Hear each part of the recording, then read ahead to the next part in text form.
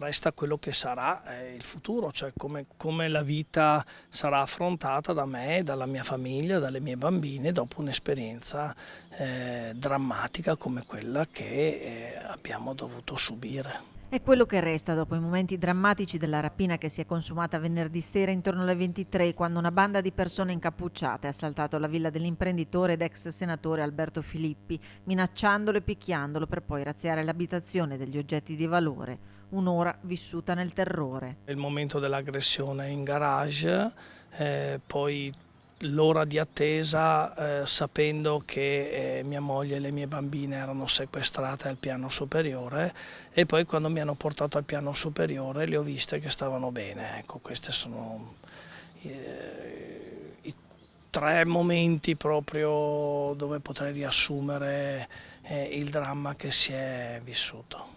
Io lo dico sempre, noi siamo i Filippi, dobbiamo reagire, nulla ci deve stendere. Nella vita io ho affrontato tanti momenti anche difficili e la storia dice che comunque li ho superati, supereremo anche questi. Continuano intanto senza sosta nel massimo riservo le indagini dei carabinieri di Vicenza dopo i sopralluoghi. Al vaglio le immagini del circuito di videosorveglianza e anche dei targa system della zona. Il sopralluogo ha dato un esito positivo insperato.